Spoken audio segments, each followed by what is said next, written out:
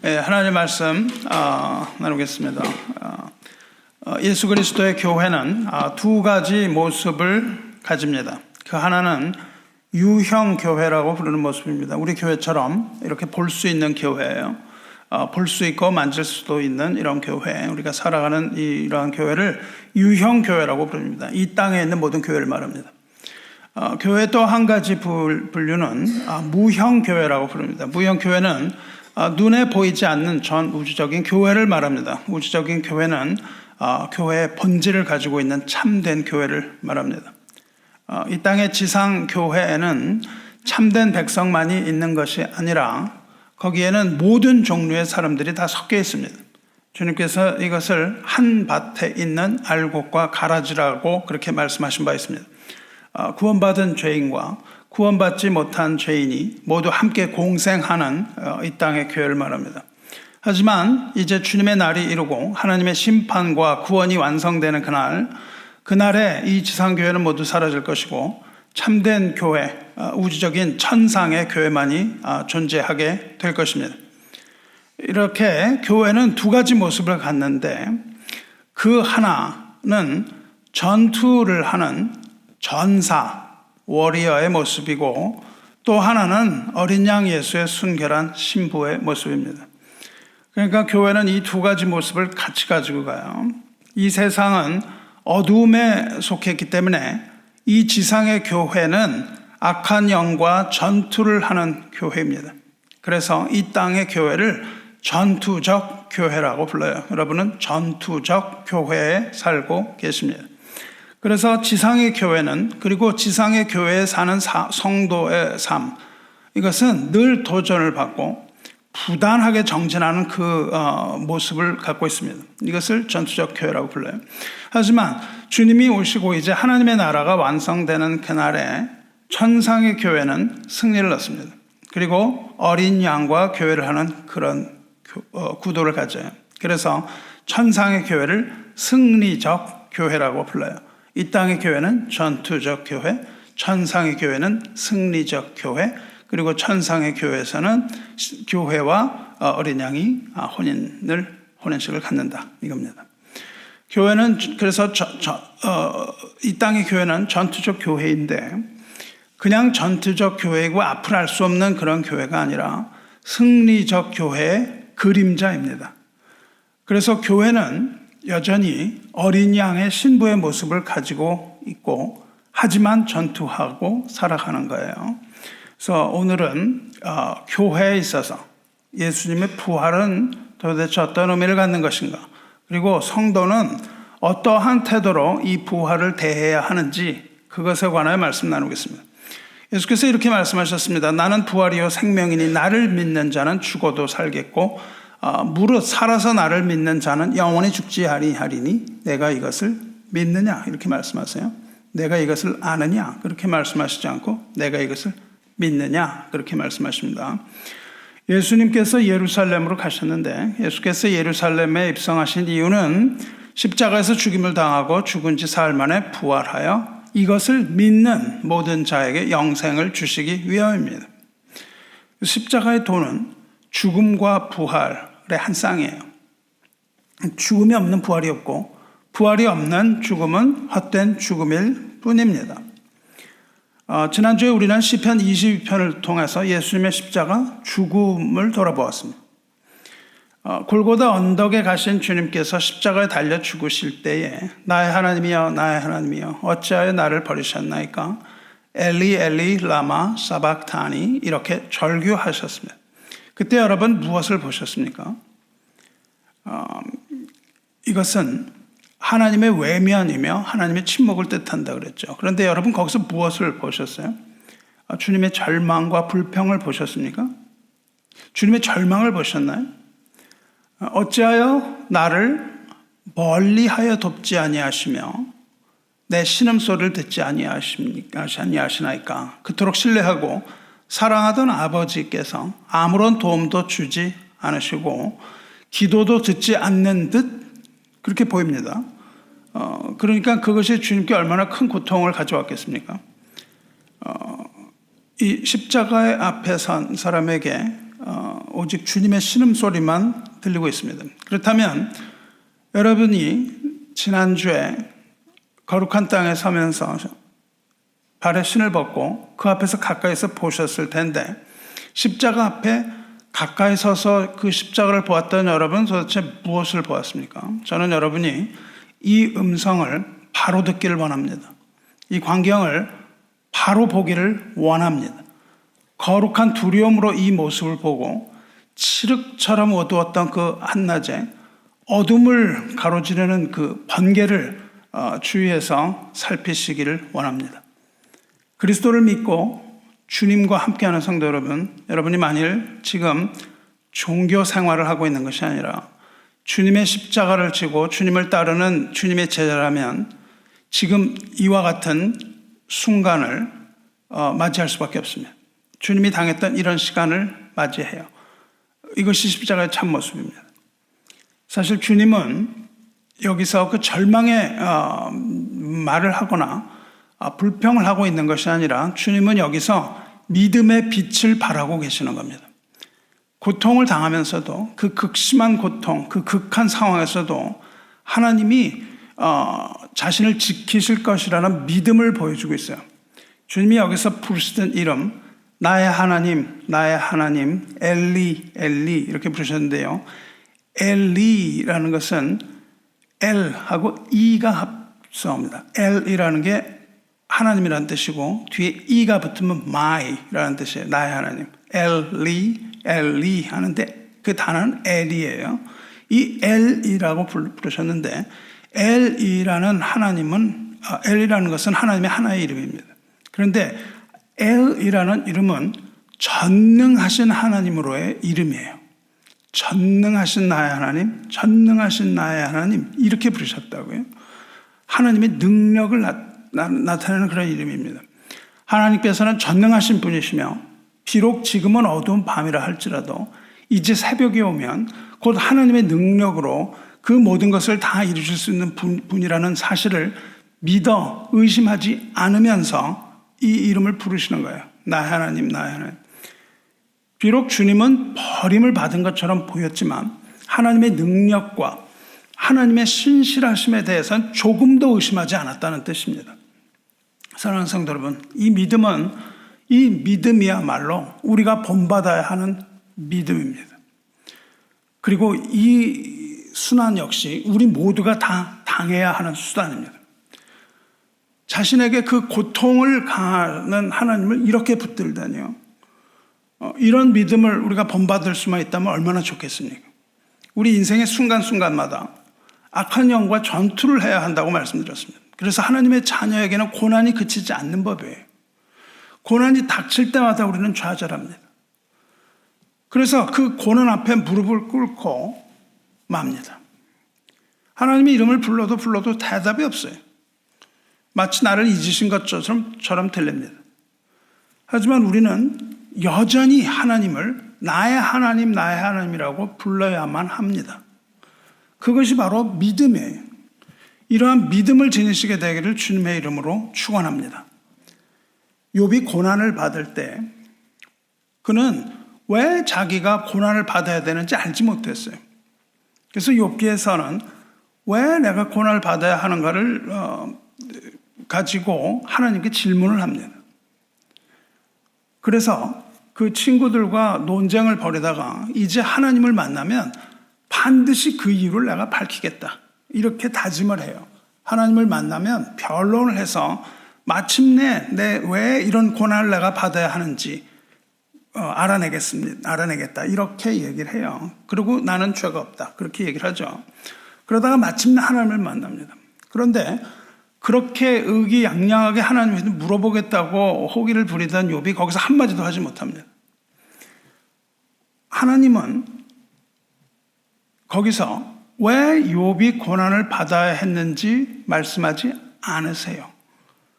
왜 고난을 받았는지 말씀하지 않고 하나님은 창조의 얘기를 들고 나오십니다. 창조의 하나님, 능력의 하나님으로 그 고난의 끝에서 나타나시는 거예요. 오랜 세월 고난을 받았던 욥이 거기서 무릎을 꿇고 고백을 합니다. 창조의 하나님 앞에서 고백을 하는데 뭐라고 하냐면 내가 주께 대하여 귀로 듣기만 하였사오나 이제는 눈으로 주를 배웁나이다. 그러므로 내가 스스로 거두어드리고 티끌과 제 가운데서 회개하나이다. 이 말을 합니다. 이 사실을 잘 기억하시기 바랍니다. 때로 하나님의 침묵은 이어집니다. 우리가 어떤 고난을 받아도 하나님의 침묵이 계속 이어져요. 하나님은 거기에서 우리를 돕지 않으시는 것처럼 보이고 우리에게 아무 말도 하지 않는 하나님처럼 보입니다. 왜냐하면 우리가 아직도 그 흑암에 있어야만 하기 때문입니다. 그것이 하나님의 이유예요. 거기 있어야만 합니다. 그래서 아무리 부르짖어도 하나님은 꼼짝도 하지 않고 응답하지 않으십니다. 하나님은 아주 무능한 하나님으로 보인다고요. 그때는 내 앞에 나타나지도 않으시고 대답도 안 하고 관심도 없는 하나님, 심지어 존재하지 않는 하나님처럼 보입니다. 왜냐하면 그 어두움은 하나님이 허락하신 어두움이기 때문입니다. 하나님이 그걸 드라이브하고 계신다는 거예요. 그런데 아침이 되면 전혀 다른 상황이 발생합니다. 아침에는 아침에 해가 뜨는 것이며 그 태양은 하나님이 명령하신 그 명령을 따라서 정확하게 정해진 시간에 분명하게 지평선을 뚫고 떠오르는 태양입니다. 그것을 하나님이 정하신 거예요. 그때에 하나님은 능력의 하나님으로, 창조주 하나님으로 모든 일을 다 이룰 수 있는 하나님으로 우리에게 나타나십니다. 그때 하나님은 우리의 모든 문제를 다 해결하시는 거예요. 한 방에 해결을 하시는 겁니다. 그래서 나의 하나님, 그 고난 가운데서도 나의 하나님을 잊어버리지 않고 그렇게 절규하던 그 절망 속에 있던 사람은 마침내 아침에 태양이 떠오르는 것을 바라보고 그 빛이 떠오르는 그 빛이 나를 둘러싸고 있던 어두움을 얼마나 신속하게 몰아내는지 그것을 보게 되는 겁니다. 이것이 바로 하나님의 섭리예요. 그리고 하나님께서 고난을 다루시는 방법입니다. 그래서 거기에서는 하나님이 창조의 하나님, 능력의 하나님으로 나타나셔서 우리의 모든 것을 다 해결하시는 그 때가 있습니다. 내 하나님이여, 내 하나님이여, 내가 낮에도 부르짖고 밤에도 잠잠하지 아니하오나 응답하지 아니하시나이다. 주님은 쉬지 않고 나의 하나님, 나의 하나님 그렇게 부르짖었어요. 그 십자가상에서. 근데 하나님은 응답하지 않으셨다고요. 하지만 주님은 낮이나 밤이나 기도를 멈추지 않았다는 사실을 우리는 여기서 알 수 있어요. 나의 하나님, 나의 하나님 부르셨지만은 어떻게 했습니까? 내가 낮에도 부르짖고 밤에도 잠잠하지 아니하였다. 이렇게 말씀하세요. 하지만 응답하지 않으셨다는 겁니다. 이것이 바로 우리가 배워야 하는 기도예요. 거기서 우리가 하나님께 불평을 하거나 그러는 것이 아니라 우리가 주님께서 하셨던 것처럼 낮이나 밤이나 부르짖는 거예요. 그래서 주님은 우리에게 항상 기도하고 낙망하지 말라 이렇게 가르치셨습니다. 기도를 하되 낙심해서는 안 되는 겁니다. 하나님을 믿는 자에게 낭망이나 낙심이라는 단어는 없는 거예요. 그리고 이제 십자가에서 가장 절망적인 그 상황에서 낙심하지 말라고 우리에게 말씀하셨던 그것을 십자가에서 몸소 가르치고 계시는 겁니다. 주님은 세상에 계실 때 항상 기도하고 낙심하지 말라고 낙망하지 말라고 가르치셨는데 주님 자신이 그 십자가에서 가장 최악의 상황에서 그렇게 기도하는 것을 우리에게 보이시는 거예요. 교회는 전투하는 교회라고 말씀드렸습니다. 그런데 그냥 전투하는 것이 아니라 무기가 있습니다. 기도는 이 전투 중인 지상교회 성도에게 주신 무기들 중에 가공할 만한 위력을 가진 가장 강력한 무기입니다. 이러한 기도로 모든 좌절을 극복하고 이 땅에서도 승리를 이루시기를 주님의 이름으로 축원합니다. 이제 시편 22편 앞부분을 다시 살펴보겠습니다. 지난주에 그것을 길어서 잘 다 보질 못했어요. 22편은 십자가에 달리신 주님의 모습을 예언한 다윗의 예언이라고 말씀드렸습니다. 여기에 몇 가지 중요한 사실이 들어있습니다. 1절부터 21절까지는 십자가 고난입니다. 거기에 무엇이 들어있습니까? 하나님의 외면이 들어있어요. 하나님으로부터 버림받아요. 그리고 제자들의 배신이 들어있습니다. 제자들로부터 외면당합니다. 제자들뿐만 아니라 사람들, 죄인들의 조롱과 핍박이 들어있습니다. 그래서 우리는 지난주에 주님이 받으신 수치와 고통과 조롱과 이런 것에 대해 나눴습니다. 그런데 오늘은 그 가운데서 지난주에 다루지 않았던 부분, 십자가에서 당하신 환난과 십자가에서 치르신 고독한 그 영적인 전투에 대해서 집중해 보려고 합니다. 주님은 그 위에서 전투를 벌이셨거든요. 우리도 예수를 따라가면 십자가에 못 박힙니다. 우리가 십자가에 못 박혔다면 이와 같은 환난과 핍박을 이겨내고 승리해야 되기 때문입니다. 주님께서 부르짖으세요. 11절에 나를 멀리하지 마옵소서 환난이 가까우나 도울 자 없나이다. 이렇게 말씀하신 후에 이어서 이렇게 말씀하십니다. 많은 황소가 나를 애워싸며 바산의 힘센 소들이 나를 둘러쌌으며 내가 그 입을 벌림이 찢으며 부르짖는 사자 같으니이다. 여기서 우리는 주님을 둘러싼 원수들의 광기를 봅니다. 주님의 원수는 옛뱀이라고도 부르고 마귀라고도 부르는 사탄이며 어둠의 영들을 말하는 것이 분명하죠. 하지만 십자가에 여기서 나타났던 십자가의 원수들은 제사장들이나 장로들이나 서기관들이나 바리새인들, 세상의 권세자들, 그리고 군인들, 둘러섰던 군중들, 이루 말할 수 없는 모두가 다 십자가의 원수로 나타납니다. 이들은요, 지금 주님께서 환난이 가까운데 도울 자 없다고 말씀하시는데 이들이 누구냐 하면 초원에서 살찐 야생소들을 이야기합니다. 그 야생의 소들이 힘과 분노에 넘쳐서 부르짖는 것처럼 십자가를 둘러싸고 외치고 있는 거죠. 죄가 없으신 주님을 뿔로 찔러서 잔인하게 죽이려고 입에 거품을 물고 주위에서 팔을 구르고 있는 모습입니다. 그 모습을 얘기하고 있습니다.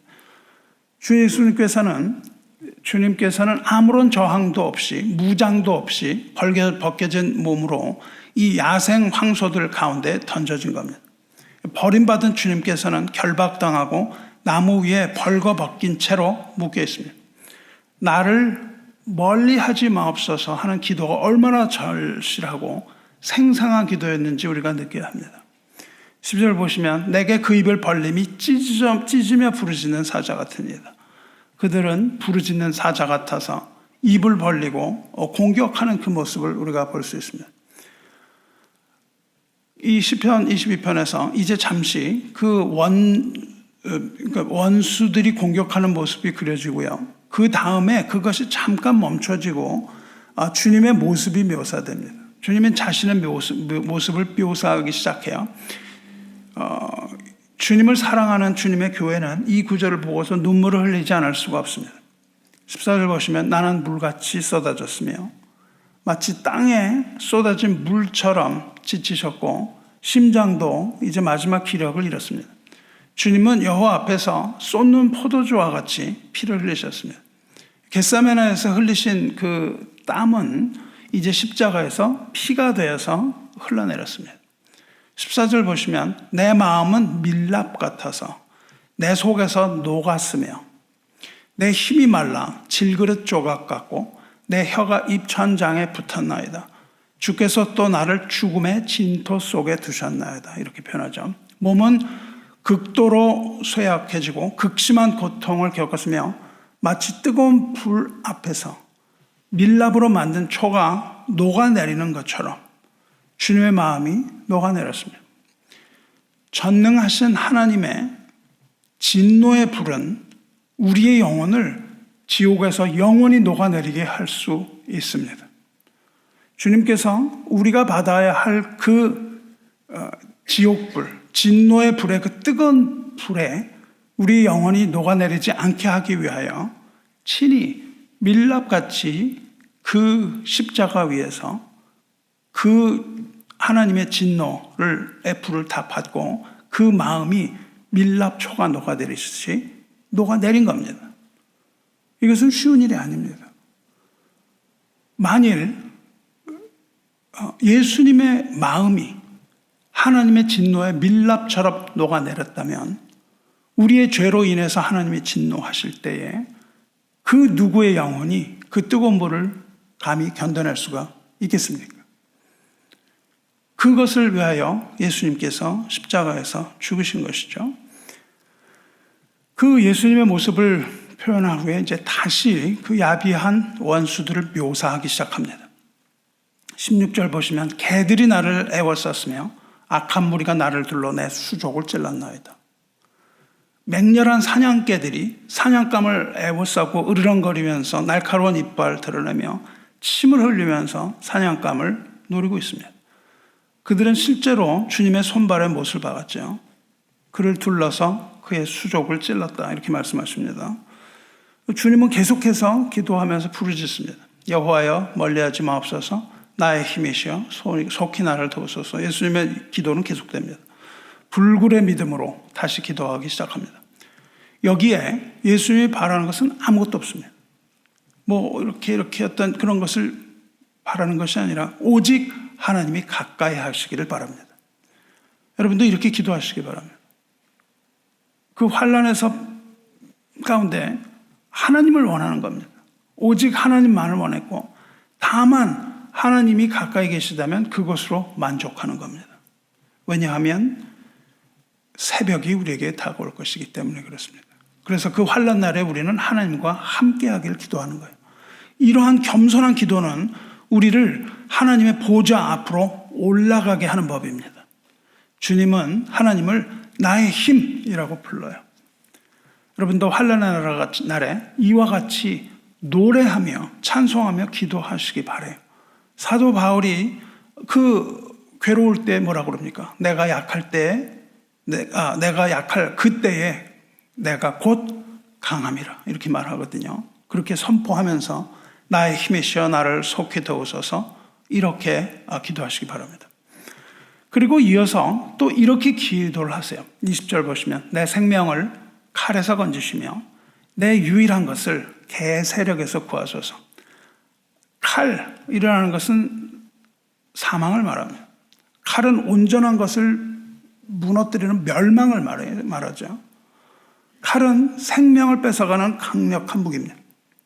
그런데 그 칼을 주신 것이 하나님인 거예요. 이렇게 하나님이 명령하신 바가 있습니다. 그 칼을 명령하신 분이 하나님이에요. 칼아 깨어서 내 목자 내 짝된 자를 치라 그렇게 명령을 하셨거든요. 그래서 칼에게 깨어서 나의 짝된 자 목자를 치라 이렇게 말씀하셨습니다. 예수님께서도 이것을 말씀하셨어요. 예수님께서 제자들에게 이렇게 말씀하십니다. 오늘 밤에 너희가 다 나를 버리리라. 기록된 바 내가 목자를 치리니 양의 떼가 흩어지리라 하였느니라 이렇게 말씀하세요. 여기서 나는 하나님이거든요. 하나님이 목자를 칠 텐데 그때 양떼가 다 흩어지리라. 그러니까 예수님의 제자들이 다 흩어질 것을 말씀하시면서 하나님이 칼로서 목자를 친다 이렇게 말씀을 하세요. 그래서 십자가에서 주님은 이 칼이 하나님으로부터 왔다는 사실을 잘 알고 있습니다. 그리고 그 칼이 공의의 칼이라는 것을 잘 알고 있습니다. 그래서 그 공의의 칼을 주신 목적, 즉 목자를 쳐야만 했던 그 공의가 만족되는 대로 그 칼에서 구원하게 될 것을 알고 그것을 간구하고 계시는 거예요. 여러분도 이렇게 기도하시기 바랍니다. 칼이 누구로부터 오냐면 하나님으로부터 온다는 사실을 알아야 되는 거예요.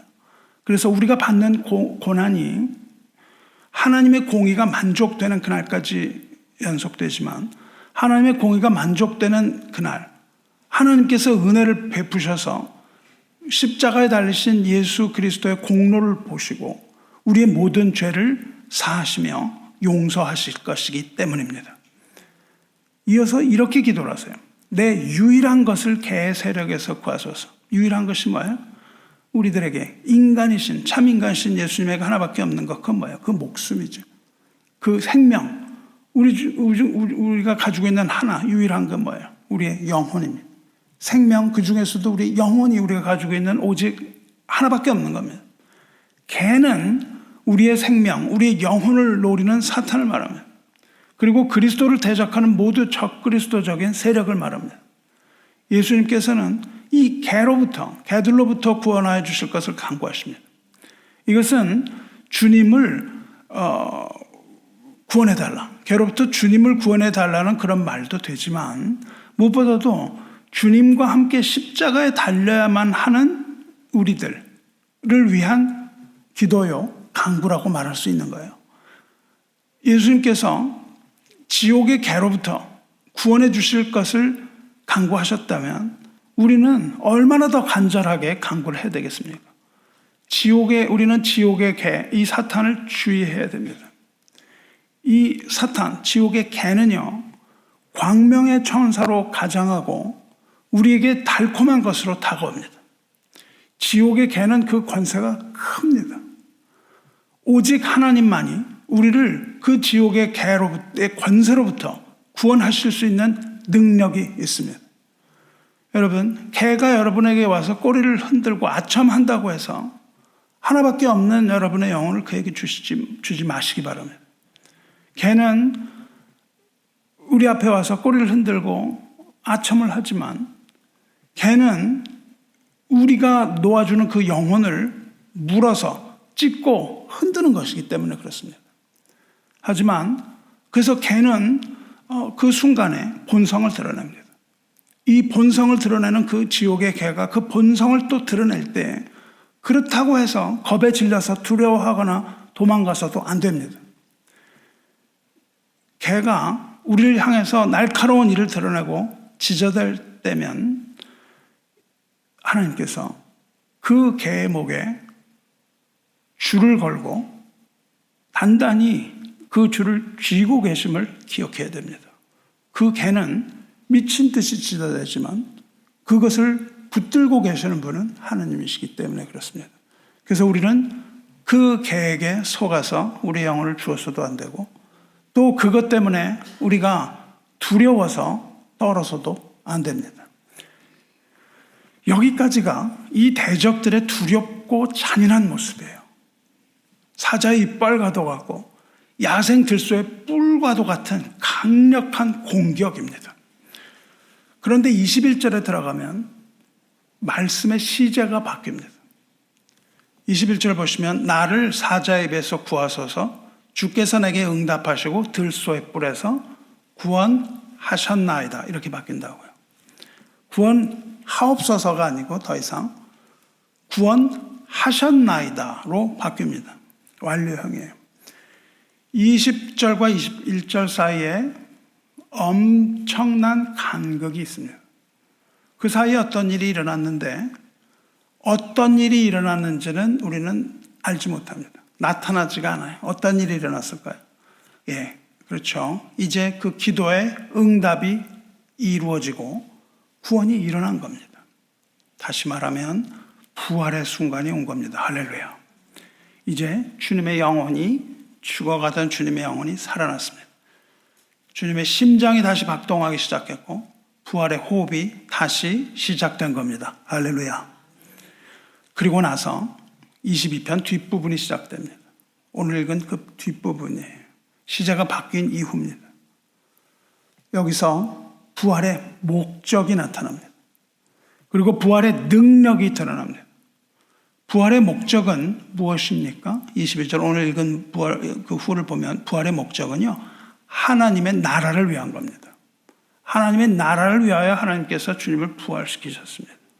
그리고 하나님의 백성을 부르셔서 하나님이 백성들이 모여서 하나님을 찬송하고 하나님을 예배하게 하기 위하여 주님은 부활하셨습니다.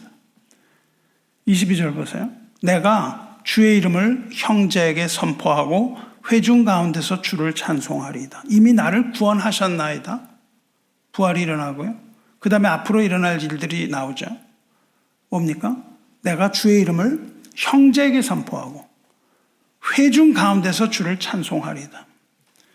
이 말씀을 히브리서 기자가 이렇게 기록하고 있습니다. 히브리서 2장 11절에 거룩하게 하시는 이와 거룩하게 함을 입은 자들이 다 한 근원에서 난지라. 그러므로 형제라 부르시기를 부끄러워하지 아니하시고 이르시되 내가 주의 이름을 내 형제들에게 선포하고 내가 주를 교회 중에서 찬송하리라 하셨으며, 이렇게 이야기를 하거든요. 그러니까 뭐예요? 이제 부활하신 주님은 한 근원에서 난 자, 즉 거룩하게 하시는 이 예수님 자신과 거룩함을 입은 자들, 즉 성도들이 모두 한 아버지에게 났으므로 이제 형제라 부르기를 부끄러워하지 않으신다. 다시 말하면 우리를 하나님의 자녀 삼으셨다 그 말입니다. 하나님의 자녀를 삼으셔서 우리도 하나님의 아들이기 때문에 우리도 또한 아들이라고 부르시기에 부끄럽지 않으므로 내가 주의 이름을 내 형제들에게 선포할 것이다 이렇게 말씀하셨다는 거예요. 그 후뿐만 아니라 주를 교회 중에서 찬송하리라. 그러니까 여기서 다윗이 말한 회중이 무엇인지를 알 수 있죠. 그것이 바로 교회라는 말입니다. 주를 믿는 자는 모두가 주님의 형제라는 뜻이에요. 그리고 그 형제들이 곧 하나님의 교회입니다. 하나님께서 우리를 하나님 나라의 백성으로 삼으시고 우리로 하여금 하나님을 예배하고 찬송을 부르게 하기 위하여 죽음에 처한 우리에게 생명을 주셨다는 거예요. 우리가 생명을 얻은 이유를 분명히 알아야 합니다. 그것은 우리를 자녀 삼으신 이유는 찬송을 부르게 하려 합니다. 그리고 그 안에서 영원토록 기뻐하게 하기 위하여 우리를 구원하셨다는 거예요. 이것이 바로 우리에게 부활의 소망을 오늘 주시는 이유입니다. 이 시편을 계속 읽어보세요. 형제가 회중으로 확대됩니다. 회중은 여호와를 두려워하는 너희로 확대돼요. 하나님을 두려워하는 자들, 즉 하나님을 경외하는 모든 자들이 하나님의 백성이요 하나님의 자녀라는 뜻이에요. 하나님을 두려워하시기 바랍니다. 여호와를 두려워하는 너희여 그를 찬송할지어다. 신기하죠? 두려움이 있는데 두려움 가운데서 기쁨의 찬송을 부릅니다. 이것이 하나님을 두려워하는 것입니다. 야곱의 모든 자손이요 그에게 영광을 돌릴지어다. 너희 모든 자손이요 그를 경외할지어다. 이제 회중은 더 큰 회중으로 확대됩니다. 그리고 우리에게 주어지는 이 찬송은 하나님으로부터 온 것이다라고 선포가 돼요. 하나님으로부터 찬송이 내려와서 우리가 하나님을 찬송하는 거예요. 다시 말하면 하늘의 찬송, 천사의 찬송으로 하나님께 영광을 돌리시기 바랍니다. 그리고 이제 그 큰 회중으로 확대되는데 큰 회중의 성격이 드러납니다. 겸손한 자는 먹고 배부를 것이며, 겸손한 자가 뭐죠? 심령이 가난한 자. 예수님 말씀은 심령이 가난한 자입니다. 예수님 뭐라고 말씀하십니까? 지금 줄인 자는 복이 있나니 너희가 배부름을 얻을 것이며. 배부르진다는 거죠. 지금 우는 자는 복이 있나니 너희가 웃을 것이며. 이 말씀을 하고 계십니다. 비록 우리가 지금은 이 땅에서 십자가를 지고 가지만 겸손함 가운데 주님을 바라고 살아간다면 부활의 아침이 오는 그날에 우리는 하나님의 말씀, 즉 생명의 양식을 먹고 배부르게 될 것이다. 그 말씀을 하고 계시는 거예요. 비록 지금은 우리가 슬픔 많은 이 세상을 살아가지만 부활의 아침이 올 때는 크게 웃을 것이라고 말씀하셨습니다. 할렐루야. 그때 하나님께서는 모든 눈에서 눈물을 다 닦아준다 말씀하신 것이죠. 이제 큰 회중으로 확대되는데 그것은 모든 족속으로 확대되는 것을 보시기 바라요. 땅의 모든 끝이 여호와를 기억하고 돌아오며 모든 나라의 모든 족속이 주의 앞에 예배하리니 나라는 여호와의 것이요 여호와는 모든 나라의 주제이시므로다. 하나님의 통치가 나타납니다. 땅끝까지 복음이 전파되는 것을 말하죠. 돌아오게 된다는 것은 무엇을 말합니까? 돌아오게 된다는 말은 곧 회개를 뜻해요. 하나님께 돌아가는 것을 회개라고 부릅니다.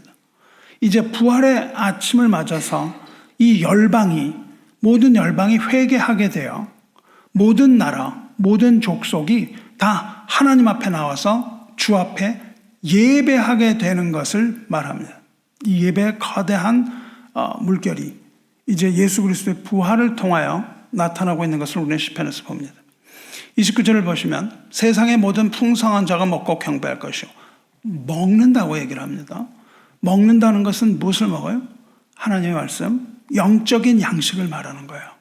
이것이 곧 구원의 양식이며 우리가 먹어야 할 영적인 양식입니다. 그리고 먹는 이 행위는 하나님의 예배와 깊은 관계가 있어요. 우리 성찬식이 예배와 관계가 있는 것과 마찬가지입니다. 먹는다는 것, 이것은 예배입니다. 우리는 하나님께 예배를 드리지만 우리는 먹는 거예요. 여러분이 오늘 이 예배에 참석하여 먹는 이 말씀이 풍성하게 되기를 소원합니다.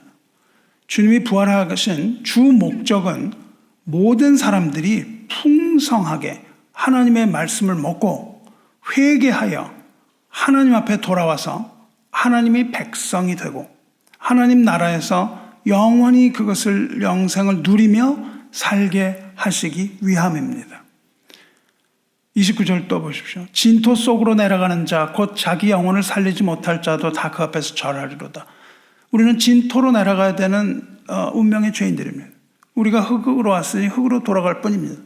이 진토로 내려가는 자들, 그들은 어떤 자들입니까?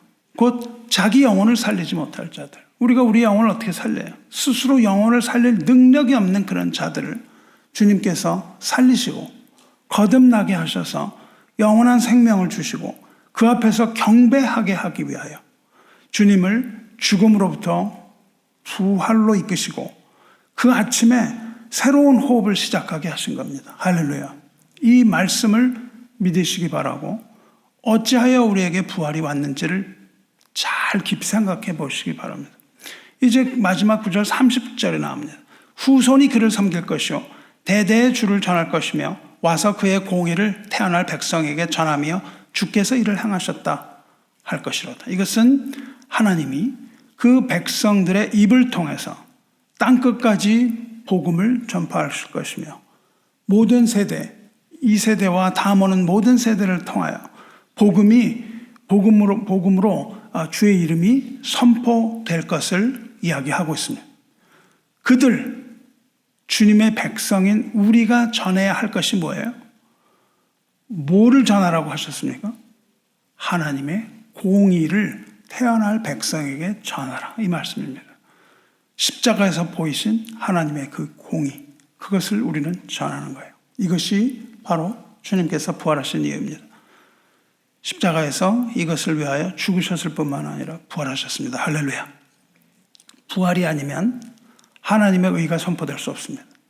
하나님께서 아들 예수를 부활하게 하신 것은 하나님의 의를 전파하기 위함입니다.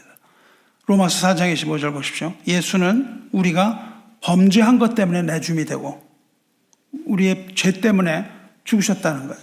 우리의 죄를 용서하기 위해. 그것이 아니고 그것뿐만 아니라 또한 우리를 의롭다 하시기 위하여 살아나셨느니라. 부활이 없으면 우리가 의롭게 될 수가 없는 거예요. 용서만 받고 끝나는 겁니다. 우리가 의로워야만 천국 백성이 됩니다. 근데 주님의 부활이 없으면 우리가 의롭게 될 수도 없고 우리는 그저 용서받은 죄인으로 살다 죽을 뿐이죠. 주님께서 죽음의 권세를 이기고 다시 살아나신 것은 우리를 의롭다 하시는 하나님의 의, 하나님의 공의를 이 땅에 선포하시기 위함입니다. 그러므로 우리는 부활을 믿어야만 합니다. 부활을 믿으시기 바랍니다. 예수님께서 부활하셨다는 증거는 차고도 넘칩니다. 거부할 수 없는, 부인할 수 없는 것인데 애써 사람들은 부인하고 있어요. 주님의 부활을 믿는 자, 주님의 무덤에서 일어나신 주님을 믿는 자는 영생을 얻을 것입니다. 할렐루야. 자, 이제 숨이 차서 이 긴 거를 그냥 짧은 시간에 설명을 해드리려니까 숨이 차서 이제 한숨에 달려왔습니다. 숨을 좀 고르고 여러분도 숨을 고르시고 이제 본론을 말하겠습니다. 성경을 좀 펴서 보시면요. 시편 22편을 성경을 가지신 분이만 볼 수 있습니다. 성경을 가지신 분은 못 봅니다. 여러분이 성경을 가지고 오셔야 되는 이유입니다. 성경을 가지신 분, 이 책을 가지신 분들은 시편 22편에 어떤 제목이 붙어 있는데 제목이 뭔지 한번 찾아보시기 바랍니다. 뭐라고 되어 있습니까? 다윗의 시 인도자를 따라 아옐렛 샤할에 맞춘, 이거 어렵죠? 아옐렛 샤할에 맞춘 노래 이렇게 되어 있죠. 그러니까 다윗의 시라는 거예요, 이거는. 그런데 어떤 일종의 찬송이라는 뜻입니다. 노래라는 뜻이죠. 노래라는 뜻입니다. 아엘레 사할이 무슨 뜻인지 아십니까? 어떻게 봐야 되죠? 그 밑에 3번 그렇게 적혀 있을 겁니다. 3번. 3번 밑에 3번을 내려가 보세요. 뭐라고 되어 있습니까? 사슴이라는 곡조에 그렇게 되어 있습니다. 그러니까 이건 뭐예요? 다윗의 시인데 인도자를 따라서 사슴이라는 곡조를 따라 부른 노래가 제목이에요. 아엘레 사할이 굉장히 중요합니다. 엄밀히 말하면 아엘레 사할은 여기서 사슴이라고 번역됐는데 아침의 사슴이라는 뜻입니다. 다윗이 여기에서 노래하는 주제는요, 아침의 사슴이에요.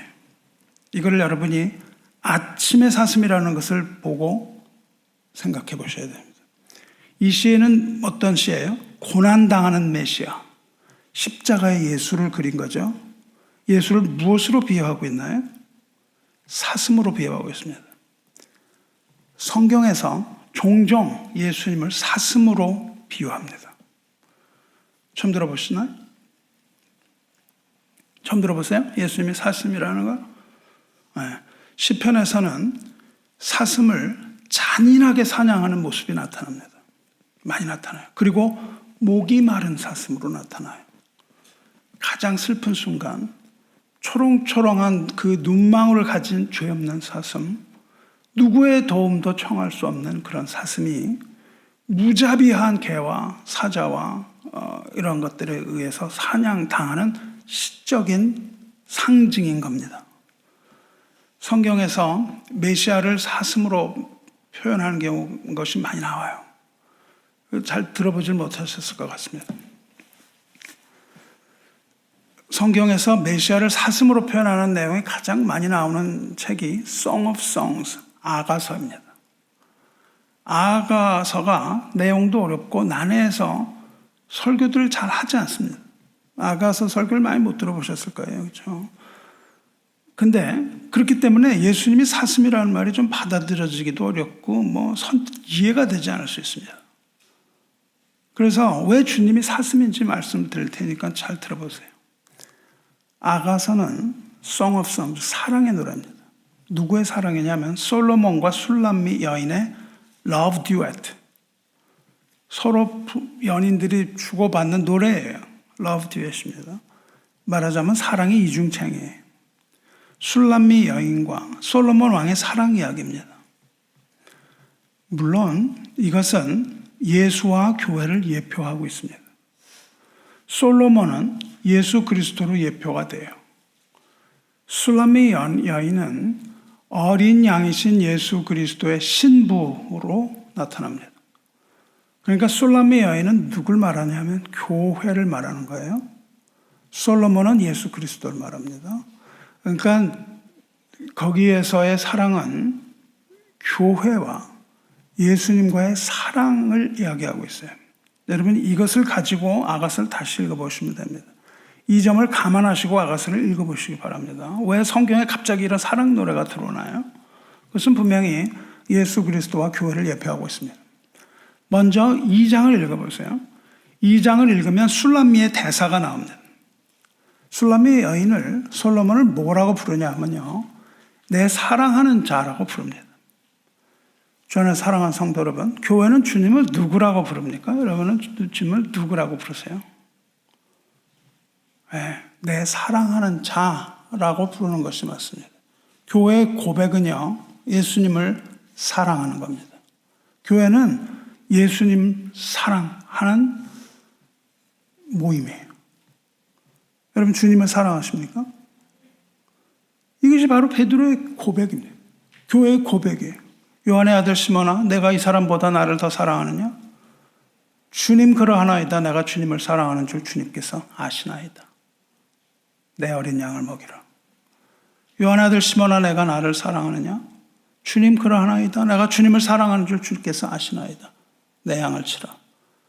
세 번째 이르시되 요한의 아들 시몬아, 내가 나를 사랑하느냐 하시니 주께서 세 번째 내가 나를 사랑하느냐 하심으로 베드로가 근심하여 이르되 주님 모든 것을 아시오매 내가 주님을 사랑하는 줄을 주님께서 아시나이다.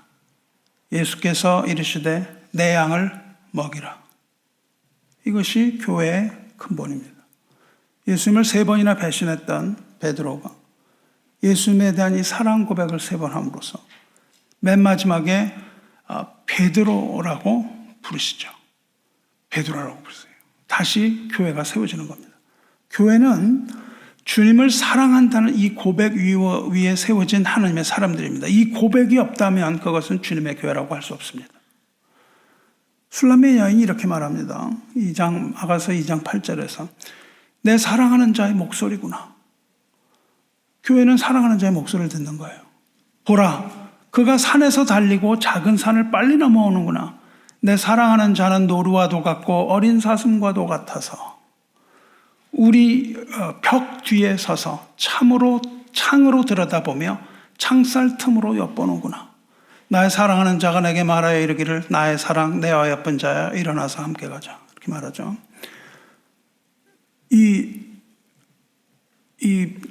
사랑하는 자가 어떻게 옵니까?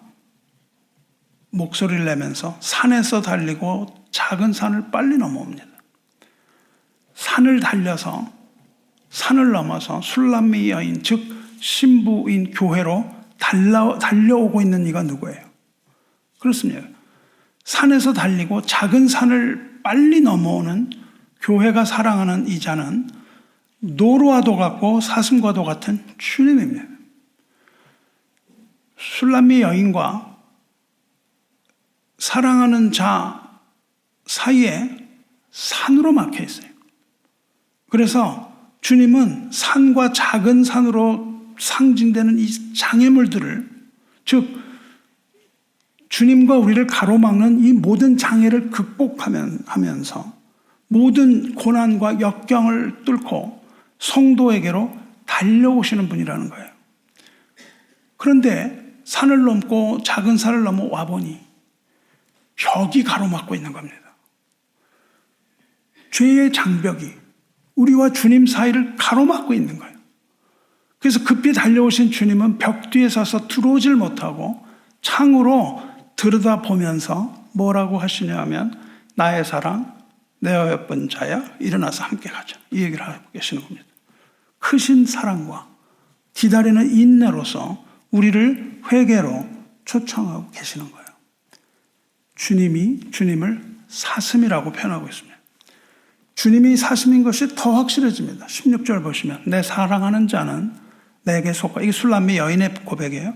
내 사랑하는 자는 내게 속하였고 나는 그에게 속하였도다. 사랑하는 자가 술람미 여인에게 속했고 술람미 사랑하는 자에게 속했다는 거예요. 이것은 교회가 주님과 하나 되는 것을 의미하지 않습니까? 예수님께서 뭐라고 말씀하세요? 그날에는 내가 아버지 안에 너희가 내 안에 내가 너희 안에 있는 것을 너희가 알리라. 주님과 연합된 교회를 말합니다. 그리고 뭐라고 얘기를 합니까? 그가 백합화 가운데서 양떼를 먹이는구나. 이게 주님에 대한 표현이죠. 그가 백합화 가운데서 양떼를 먹이는구나. 내 사랑하는 자야. 날이 저물고 그림자가 사라지기 전에 돌아와서 베데르산의 노루와 어린 사슴 같을지라. 이렇게 말합니다. 그는 백합화 가운데서 양떼를 먹이는 목자예요 라고 표현해요. 백합화는 뭐를 말할까요? 백합화는 술람미 자신을 말합니다. 백합화는 교회를 말해요. 2장 1절에서 이 이야기 전에 술람미의 독백이 나옵니다. 뭐라고 그러냐면요. 술람미가 뭐라고 그러냐면요. 이 여인이 교회가 뭐라고 그러냐면 나는 샤론의 수선화요 골짜기의 백합화로다. 그렇게 말해요. 샤론이라는 곳은 아주 황량한 곳이에요. 목초지예요. 양들을 치는 목초지입니다. 골짜기는 낮은 곳을 말해요. 그러니까 술람미 여인이 나는 샤론의 수선화요 골짜기의 백합화 말하는데 그것이 자신을 말하는 건데요. 나는 그 황량한 목초지에 있는 그 들꽃과 같은 사람입니다. 나는 아주 낮은 골짜기에 있는 핀 백합화처럼 아주 평범한 한 여자에 불과합니다. 그 얘기를 하고 있어요. 아주 겸손한 고백을 하고 있습니다. 교회가 주님을 대해서 해야 할 겸손한 고백이에요. 우리는 주님 앞에 샤론의 수선화요 골짜기의 백합화 같은 자들입니다. 아무 공로가 없는 사람입니다. 이것을 고백하죠. 그런데 2절을 보면 그 말을 들은 솔로몬이 이야기를 해요. 이 말을 받아서 술람미를 사랑하는 솔로몬, 교회의 그 고백을 듣고 주님이 되받아서 말씀을 하세요. 2절은 이렇게 말합니다. 여자들 중에 내 사랑은 가시나무 가운데 백합화가 또다 그래요. 이 평범하고 나는 평범하고 하잘 것 없는 그 여자라고 낮추는 술람미에게 너는 뭇 가시 같은 여자들 가운데서 백합화 같이 핀 고귀한 여인이다. 이렇게 찬사를 보내는 거예요. 본인은 난 아무것도 아닌 사람이에요. 굴짝에 핀 백합화 같은 사람이에요. 언제 사라질지 모르는 들풀과 같습니다. 그러니까 주님이 아니다. 너는 뭇 가시 같은 사람들 중에 아주 고귀한 백합화다. 이렇게 말씀하세요. 성도 여러분, 우리는 이처럼 평범하고 보잘것없는 하나의 교회에 불과합니다. 하지만 주님은 우리를 가장 고귀하게 보시는 거예요. 하나님은 교만한 자를 물리치고 겸손한 자에게 은혜를 준다고 말씀하셨어요. 성도는 샤론에 수선하여 골짜기에 백합화입니다.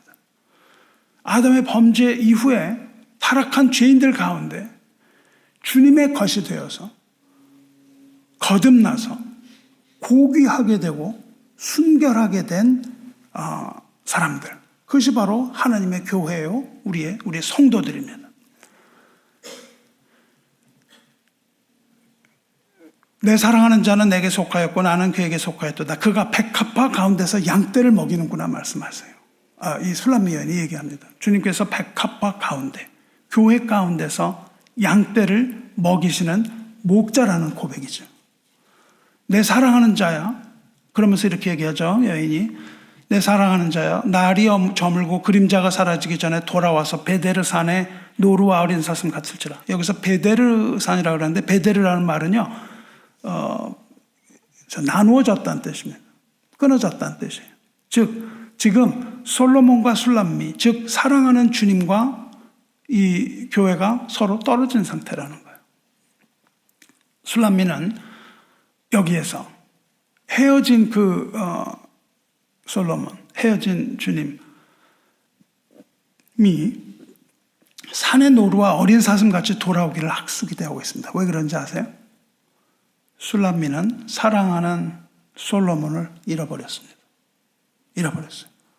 3장으로 들어가서 그 얘기가 나옵니다. 3장 들어가면 술람미가 꿈을 꿔요. 이 사랑하는 연인들 사이에서 이 술람미가 꿈을 꿉니다. 3장 1절을 보시면 내가 밤에 침상에서 잠을 자다가 꿈을 꾸다가 마음으로 사랑하는 자를 찾아노라. 찾아도 찾아내지 못하였노라. 밤에 꿈을 꾸는데 사랑하는 자를 찾았는데 찾아내지를 못합니다.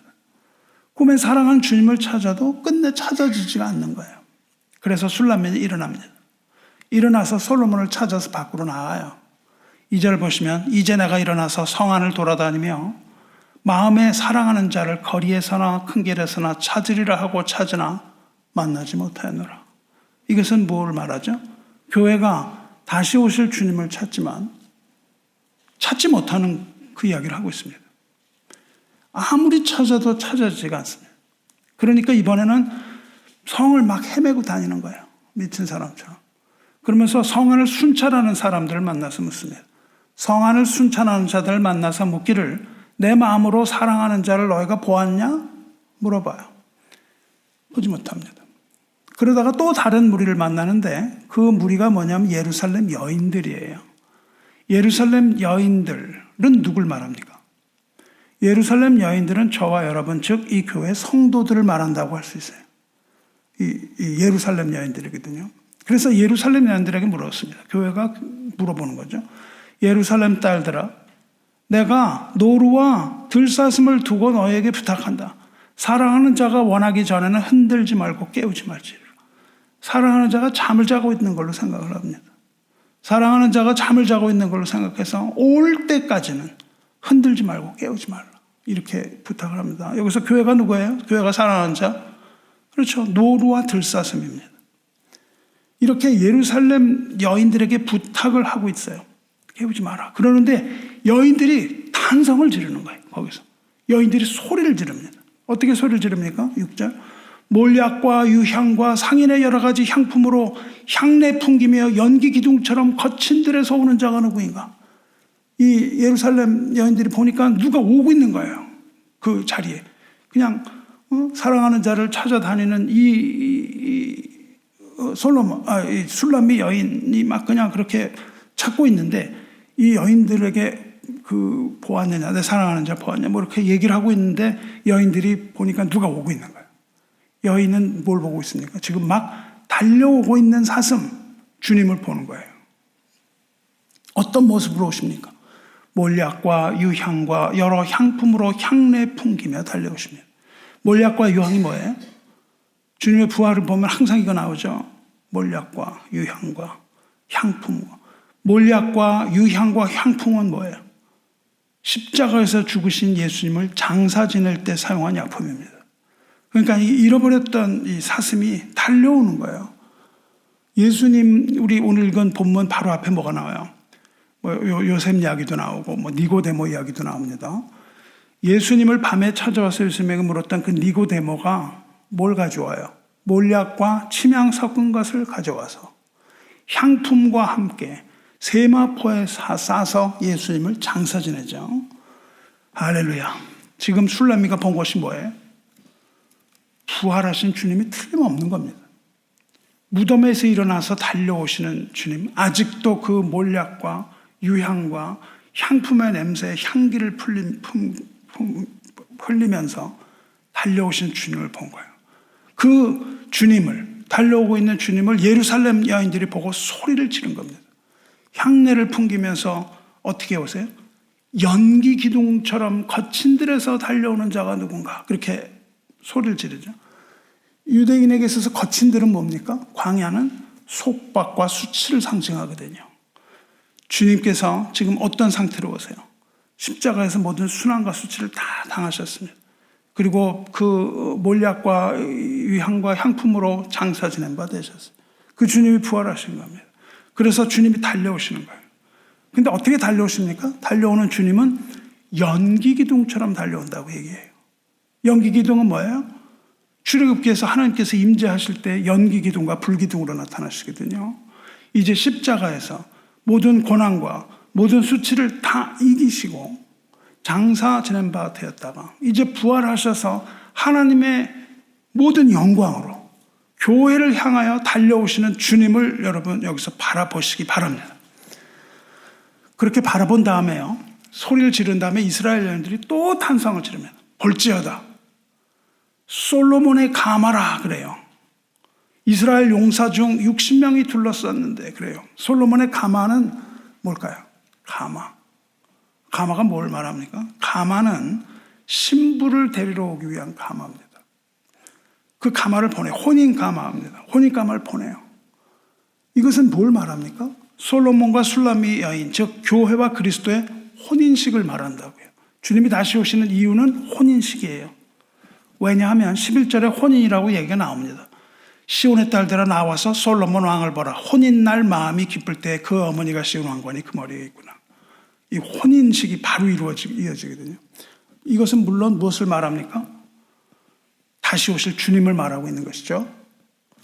십자가에서 죽으시고 부활하시고 하늘에 오르사 하나님 우편에 앉으신 주님께서는 이제 하늘로부터 가마를 타고 내려오시는 것이죠. 우리가 요한계시록에 어떻게 되어 있습니까? 우리가 즐거워하고 크게 기뻐하며 그에게 영광을 돌리세. 어린 양의 혼인 기약이 이르렀고 그의 아내가 교회죠. 자신을 준비하였으므로 그에게 빛나고 깨끗한 세마포 옷을 입도록 허락하셨으니 이 세마포 옷은 성도들의 옳은 행실이로다 하더라. 천사가 내게 말하기를 기록하라. 어린 양의 혼인잔치에 청함을 받은 자들은 복이 있도다. 이 말씀을 하십니다. 혼인잔치를 위해서 솔로몬의 가마가 오고 있는 걸 봐요. 근데 가마만 오는 게 아닙니다. 가마만 오는 게 아니라 볼지어다 솔로몬의 가마라.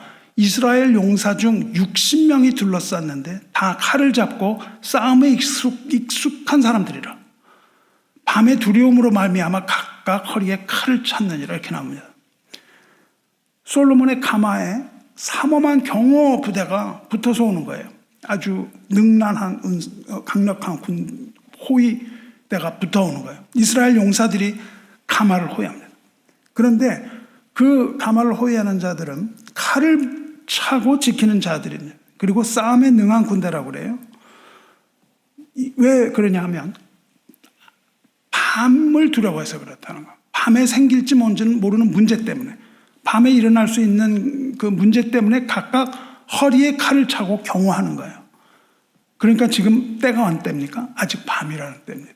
아직 밤이에요. 그래서 이렇게 경호 부대가 붙어서 오는 거예요. 하나님께서는 이렇게 칼을 찬 용사들로 하여금 하나님의 교회를 옹위하고 호위하고 지키게 하십니다. 그래서 구약시대에는 레위인들이 모두 허리에 칼을 차고 제사를 드렸습니다. 제사 드릴 때 칼을 차고 제사를 드려요. 현대교회에서 목사는 허리에 칼을 찬 사람이라야 합니다. 목사는 교회를 보호하고 성도들을 인도하게 하기 위하여 부르심 받은 사람입니다. 그래서 하나님께서는 목사에게 칼을 주십니다. 그 칼이 뭐냐 하면 성령의 검, 하나님의 말씀입니다. 목사는 힘을 다하고 목숨을 다하여 대적을 향하여 이 성령의 검, 하나님의 말씀을 휘둘러서 성도를 보호해야만 하는 책임이 있습니다. 그래서 반드시 성령의 검, 하나님의 말씀을 차고 교회를 지켜야 하는 겁니다. 그래서 목사는 성령의 검, 하나님의 말씀을 가지고 좌우로 의의 병기를 가지고 진리의 허리띠를 띄어야만 하는 것입니다. 그런데 그것은 현재 이 땅에서의 교회고요. 주님께서 실제로 그 혼인잔치 가마를 보내실 때는 하늘로부터 천군과 천사를 대동하고 오실 겁니다. 주께서 호령과 천사장의 소리와 하나님의 나팔 소리로 친히 하늘로부터 강림하시리니 그리스도 안에서 죽은 자들이 먼저 일어나고 그 후에 우리 살아남은 자들도 그들과 함께 구름 속으로 끌어올려 공중에서 주를 영접하게 하시리니 그리하여 우리가 항상 주와 함께 있으리라. 그러므로 이러한 말로 서로 위로하라. 이렇게 말씀하셨거든요.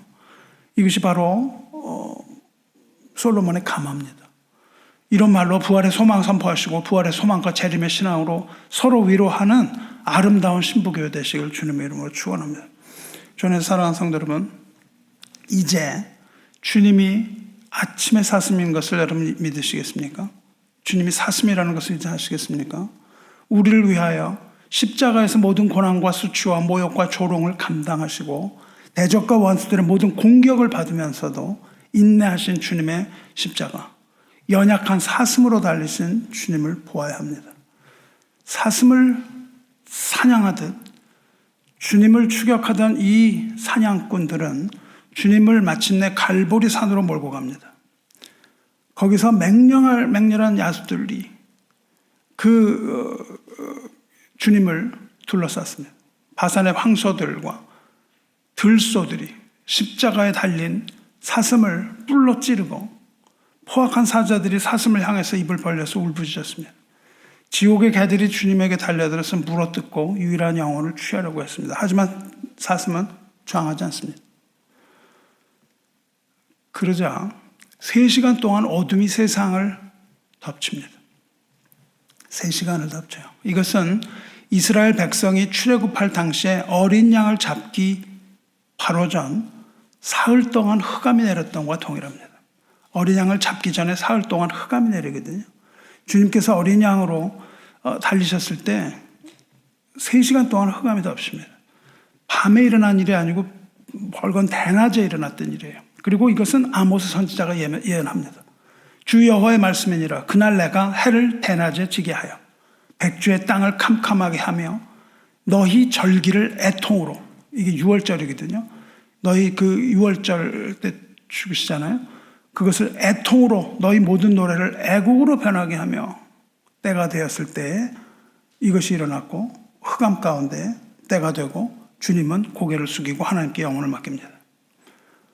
주님은 새 무덤에 장사되었고 원수들은 완전한 승리를 얻었다고 생각합니다. 그런데 사랑하는 성도 여러분, 그 원수들은 완전한 승리를 얻었다고 생각을 하는데 그 원수들이 알지 못했던 것이 하나 있습니다. 원수들이 뭘 몰랐을까요? 원수들이 사슴을 십자가에 못 박아 죽였는데 알지 못했던 게 있습니다. 주님은 그들이 알지 못했던 것은 주님은 사슴이 아니고 아침의 사슴입니다. 안식 후 첫날 새벽이 됩니다. 여자들이 준비한 향품을 가지고 무덤에 갑니다. 거기서 그들은 돌이 무덤에서 굴러 옮겨진 것을 봅니다. 들어가 보니까 주 예수의 시체가 보이지 않더라. 무덤을 막아 모았던 돌의 그 무덤을 비어 있었던 거예요. 십자가에서 고난을 받고 죽으신 아침의 사슴은 모든 고난을 이겨내고 마침내 안식에 들어갑니다. 안식 후 그 안식에 들어가요. 그리고 마침내 이 어둠은 힘을 잃고 아침이 됩니다. 언약의 그 아침이 되었을 때 죽었던 사슴의 몸에 부활의 새로운 호흡이 시작되는 겁니다.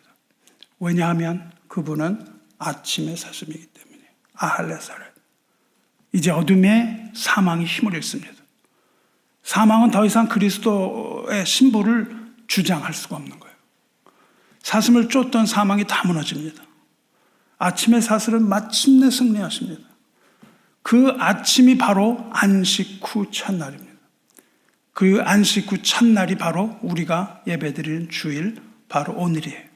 새 생명이 시작되는 날이고 아침의 사슴의 날이에요. 사랑하는 성도 여러분, 누가복음 24장 3절 잘 읽어보시기 바랍니다. 이렇게 기록합니다. 들어가니 여자들이 빈 무덤에 들어가요. 돌이 굴러져 있습니다. 열려 있습니다. 들어갑니다. 들어가니 누가가 이렇게 기록을 해요. 주 예수의 시체가 보이지 아니하더라. 주 예수의 시체가 보이지 아니하더라. 주 예수, 이것이 바로 부활하신 주님의 새 이름입니다. 주 예수예요. 왜냐하면 그 바로 앞에 23장을 보시면요, 아리마대 사람 요셉이라는 사람이 빌라도에 가서 예수님 시체를 달라고 요청을 합니다. 그리고 그 시체를 한 번도 장사한 적이 없는 무덤에 넣었습니다. 이 부분을 읽으시기 바라요. 23절 52절 어떻게 되냐면요, 누가가 이렇게 기록합니다. 그가 빌라도에게 가서 예수의 시체를 달라 하며, 주 예수의 시체가 아니고 예수의 시체를 달라고 합니다. 그리고 이제 부활하신 주님을 이야기할 때는 주 예수라고 부릅니다. 이것이 바로 부활하신 주 예수님의 새로운 이름입니다. 주 예수가 바로 우리가 불러야 하는 이름이에요. 빈 무덤을 보신 마리아에게 주님께서 나타나십니다. 마리아야 부르시니까 마리아가 돌이켜서 주님을 봅니다. 그때 주님께서는 나를 붙들지 말라. 그리고 말씀하시기를 뭐라고 그러시죠? 너는 내 형제들에게 가라. 그렇게 말씀하십니다. 처음 부활을 본 마리아에게 하신 말씀이 그거예요. 너는 내 형제들에게 가라. 내 형제들이 아니라 내 형제들에게 가라. 가서 내가 내 아버지 곧 너희 아버지 내 하나님 곧 너희 하나님께로 올라간다 하라. 나의 하나님 어찌하여 나를 버리셨나이까 절규하던 주님께서 이제 나의 하나님 곧 너희 하나님께로 올라간다 말씀하신다고요. 이것이 바로 주님의 부활을 믿는 교회에게 주시는 대명령입니다. 부활을 목격한 사람은 나의 하나님 곧 너희 하나님을 형제에게 선포하라는 말씀입니다. 주님께서 부활하신 후에 내가 주의 이름을 형제에게 선포하고 회중 가운데서 주를 찬송하리라 하신 그 말씀, 그것입니다. 형제에게 주님의 이름을 선포하고 이 회중, 이 교회 가운데서 주님의 이름을 찬송하는 거예요. 사랑하는 성도 여러분, 아침의 사슴이며 하나님의 어린 양이신 우리 주 예수 그리스도의 이름, 주 예수 그리스도의 이름을 영과 진리로 찬송하며 그 이름을 선포하시기를 축원합니다. 말씀 뵙겠습니다. 술람미 여인은 죽음을 이기고 하나님의 영광을 가지고 올 솔로몬 사모하고 기다렸어요. 얼마나 간절히 기다렸습니까?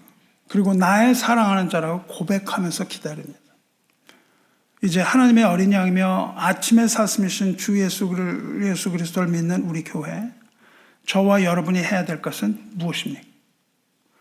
그것은 바로 주님께 사랑을 고백하는 거예요. 그리고 그 주님을 기다리는 겁니다. 다시 오시는 주님을 기다리는 것, 그거예요. 오실 주님을 기다리며 열방에 주님의 이름을 선포하는 것, 이것이 바로 그리스도의 순결한 신부인 교회가 이 부활절 주일을 맞아서 다시 가슴에 새길 일입니다. 이러한 신앙으로 서로 위로하며 승리하시기를 주님의 이름으로 축원합니다. 부활하신 우리 주 예수 그리스도만이 우리들의 참 소망이십니다. 할렐루야. 기도하겠습니다. 사랑과 은혜의 하나님 아버지, 오늘 예배를 통하여 은혜 베푸신 하나님께 감사와 존귀를 올리나이다. 깊은 절망 가운데 십자가에서 부르질 수밖에 없는 우리들, 사망의 관세에 묶여 어쩔 수 없이 몸부림치며 스스로를 구원하지 못하는 우리들을 사랑하시고 불쌍히 여겨서 독생자를 보내주신 하나님의 사랑에 무한한 감사를 드리나이다. 주님의 십자가가 오늘 우리에게 말하고 있는 그 모든 말씀을 우리가 믿음의 눈으로 보고 믿음의 귀로 듣게 하시고 완악한 우리 마음에 친히 찾아오셔서 주님의 그 크신 사랑 깨닫게 하여 주시고 아침 사슴으로 그 모진 고통 다 당하신 주님께 감사드리나이다. 하지만 이제 안식 후 첫날 새벽에 무덤을 찾은 여인들이 발견한 빈 무덤과 같이 돌이 굴려졌던 그것을 우리가 보게 하시고 새 생명이 잉태된 그 무덤에 우리 눈을 고정하고 주님께서 시작하신 그 새 호흡이 우리의 호흡이 되게 하시고 주님의 깊고도 넓은 그 사랑을 찬송하게 하시옵소서. 주님의 사랑이 바다와 같이 넘쳐 흘러서 오늘 이 시간 우리 마음에도 넘쳐 흐르오니 크고도 크신 주님의 사랑을 온 세상에 전하게 하시고 내 형제들에게 가라 하신 그 지상 대명령을 수행함에 있어 조금의 부족함이나 두려움이 없게 하시고 오직 기쁨으로 선한 일 하게 하시옵소서. 주님 다시 오실 날을 기다리오니 주님의 나타나심을 사모하는 모든 자에게 주실 의의 면류관 허락하여 주시옵소서. 우리의 주 예수 그리스도의 새 이름으로 기도드리옵나이다. 아멘.